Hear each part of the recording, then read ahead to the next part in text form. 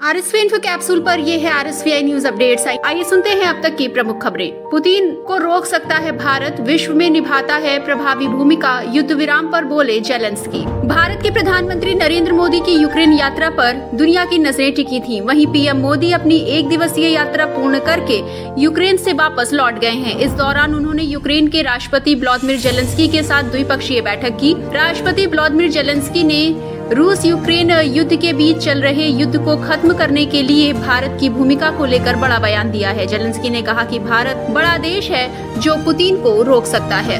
सहस्त्रधारा में अतिवृष्टि से मालदेवता तक तबाही, आज देहरादून सहित 6 जिलों में भारी बारिश का अलर्ट। उत्तराखंड में भारी बारिश का प्रकोप जारी है। पहाड़ से लेकर मैदान तक कई जगह भारी बारिश आफत बनी हुई है। हालांकि कुछ जिलों में बारिश का सिलसिला धीमा पड़ गया है। मौसम विज्ञान केंद्र के निदेशक विक्रम सिंह के अनुसार प्रदेश में आंशिक बादल मंडरा रहे हैं। कहीं कहीं घने बादलों के बीच तीव्र वर्षा के दौर होने का क्रम अगले कुछ दिन बना रहने का अनुमान है। संक्रमित के संपर्क में आने से तेजी से फैल रहा एमपॉक्स वेरिएंट। एमपॉक्स कोंगो में तेजी से फैलने के बाद अपने पड़ोसी देशों में भी फैल गया और फिर इसके बाद अफ्रीका से निकलकर पहली बार यूरोप और पाकिस्तान में भी मामले दर्ज किए गए। विश्व स्वास्थ्य संगठन ने 2 साल में दूसरी बार एमपॉक्स को वैश्विक सार्वजनिक स्वास्थ्य आपातकाल घोषित किया है। वहीं अब एमपॉक्स के नए वेरिएंट का भी पता चला है। आगरा, लखनऊ और गोरखपुर सहित कई जिलों में बारिश का अलर्ट। मौसम विभाग की भविष्यवाणी के अनुसार कई जिलों में भारी बारिश हुई है। मौसम का मिजाज पूरे दिन उत्तर प्रदेश में बदला हुआ है। कई जिलों में बारिश ने उमस से राहत दिलाई। आगे भी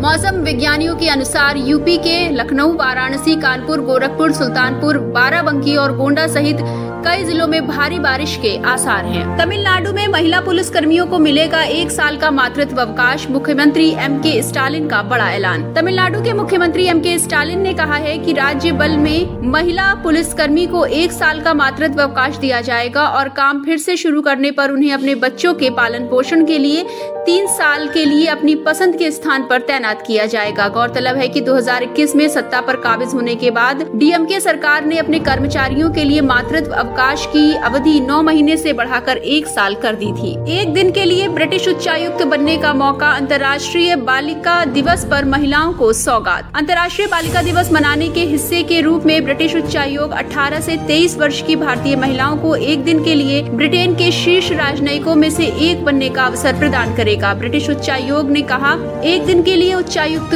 प्रतियोगिता भारत की प्रभावशाली युवा महिलाओं को वैश्विक मंच पर अपनी ताकत और नेतृत्व क्षमता दिखाने के लिए आमंत्रित करती हैं। 11 अक्टूबर को अंतर्राष्ट्रीय बालिका दिवस मनाया जाता है।